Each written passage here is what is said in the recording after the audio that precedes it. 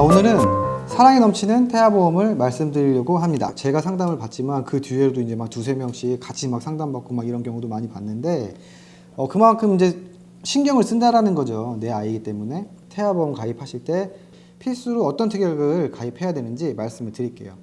첫 번째로 말씀드릴 게 저체중아 관련된 특약들인데, 저체중아 관련된 특약들에는 저체중아로 태어났을 때 이제 보상을 받는 진단금하고, 저체중아로 태어났으니까 당연히 인큐베이터 입원해서 치료를 받아야 될 거 아니에요. 그때 이제 그 입원비를 특약으로 꼭 넣으라고 말씀드리는 거고, 제가 상담을 해드릴 때는 질병 관련 입원 일당도 같이 중복으로 많이 넣어서 가입을 해드리는데, 질병 입원 일당은 비싸잖아요.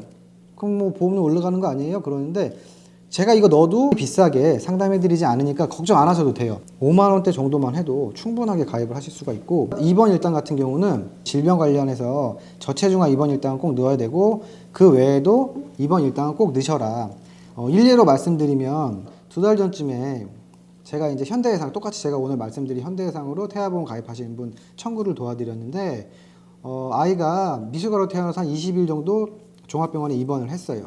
병원비 같은 경우는 한 30만 원 정도로 이제 나왔는데, 청구를 제가 도와드리고선 청구를 막상 받았는데 한 300만 원 정도를 청구를 받으셨어요. 그러면 거의 10배 정도 차이 나는 거잖아요. 아이도 건강하게 태어나서 기분도 좋고, 내가 쓴 치료비보다 10배나 많은 한 300만 원 이상 되는 보험료를 보상을 받으셨으니까 엄청 기분 좋아하셨고, 그럴 일이 있으면 안 되겠지만 그런 일이 있으셨을 때 보상받는 거는 훨씬 더 많이 보상을 받으실 수 있고, 어떤 거 받으실 수가 있냐면 신생아 질병 입원 일당, 저체중아 입원 일당, 선천 이상 입원 일당, 저체중아 출생 담보, 그리고 질병 입원 일당 중복으로 보장을 다 받으실 수가 있으니까, 제가 지금 상담해 드리는 걸로 예를 들어서 한 20일 정도 입원했다 그러면 한 400만 원 정도 토탈 받으실 수 있는 구조로서 제가 상담을 도와드리고 있으니까, 만약에 불안하다, 뭐 이거 입원 일당은 안 넣어도 된다 이렇게 얘기하시는 분들 말 듣는 것보다 보장을 충분히 받을 수 있게 구성하시는 게 훨씬 좋고, 그리고 또 넣으셔야 될 특약이 질병 후유 장애 관련 특약들이 있어요. 장애 관련 특약들도 꼭 넣으셔야 되고, 산모 연령이 늘어나고 있는 추세인데, 산모 연령이 늘어나다 보니까 조산율도 늘어나고 있어요, 같이. 그러니까 조산하면 미숙아로 태어날 또 확률이 많이 있거든요. 그때 이제 치료를 걱정 없이 받게 하실 수가 있으니까 꼭 넣으시고, 출산 이후에 아이가 잔병치레를 많이 하기 때문에 갑자기 뭐 열꽃이 피고 막 고열이 나고 뭐 감기가 심하게 걸리거나 이럴 때 아이들이 그냥 뭐 가가지고 어른처럼 병원 가갖고 뭐 주사 맞고 약 처방 받고 끝나는 게 아니잖아요. 입원해서 뭐 하루든 이틀이든 3일이든 치료를 받는 경우가 많이 있기 때문에, 그때도 유용하게 든든하게 이 보험으로 보장을 받으실 수가 있고요. 그런 경우에도. 그리고 당연히 또 넣으셔야 될 게 주요 3대 질환 진단금에 관한 특약인데요. 주요 3대 질환 진단금은 당연히 가입하셔야 되겠죠. 이것도 필수로 가입하셔야 되는 특약이고, 뭐 암 진단금, 뇌혈관 질환 진단금, 심장관 질환 진단금, 암에도 또 여러 가지가 있어요. 뭐 백혈병, 소아암, 고해감, 특정암, 요걸 다 지칭해서 이제 암이라고 하는데, 일반암이 있고 암에는 일반암, 유사암 이렇게 두 가지로 나눠져 있어요.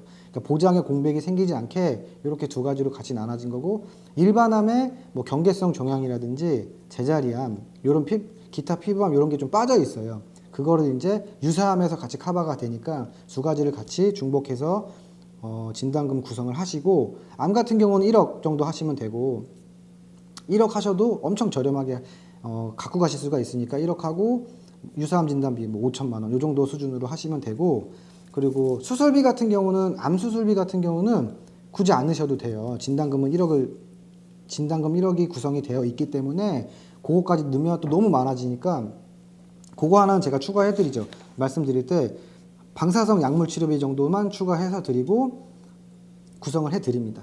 보험료도 많이 비싸지는 않은데, 뇌질환 관련해서는 폭넓게 같이 보장할 수 있는 뇌혈관 질환으로 진단금 구성을 하시면 되고, 그리고 허혈성 심장질환 진단금이라고 해서 이제 심장 쪽도 질환이 발생했을 때 다 같이 폭넓게 보상받을 수 있는 특약으로 넣으시면 되고, 뇌 관련해서는 양성 뇌종양 진단비 요거 하나는 제가 또 추가를 해드리는데, 일례로 우리 식구도 보면 어렸을 때 초등학생 때 저학년 때 양성 뇌종양 진단을 받은 적이 있대요. 그래서 뭐 병원 가고 했던 적이 있는데, 요즘에는 좀 빈번하게 있다고 하더라고요. 그래서 그 진단비 정도만 추가를 하시면 될 것 같고, 실비는 당연히 가입하셔야겠죠. 실비는 이제 나중에 쭉 아이가 이제 성장할 때 의료비 지출할 때 그걸로 이제 커버를 하시면 되는 거니까 하시고, 기타로 뭐 추가해 드리는 거는 응급실 내원할 때 받을 수 있는 응급실 내원 진료비 같은 거, 이런 것도 넣으시면 분명히 보상을 받으실 수가 있을 거예요.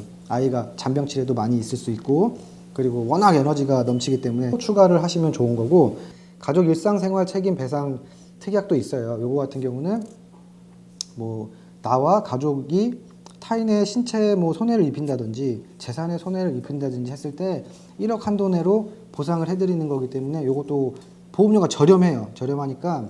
근데 보상은 1억까지 든든하게 되니까 요것도 꼭 특약에 구성하시면 좋은 특약들이고, 요 정도 아셔서 상담을 진행하시면 어떤 설계사를 만나시더라도 쓸데없는 특약을 너무 많이 구성해가지고 보험료만 이만큼 나와서 스트레스 받을 일은 없을 것 같고, 내가 알고 갈 수가 있잖아요. 우리 아이가 어떤 보험을 들었구나, 이런 보험을 들었구나 알고 가실 수가 있기 때문에 심리적으로도 좀 안정감이 있으실 수가 있죠.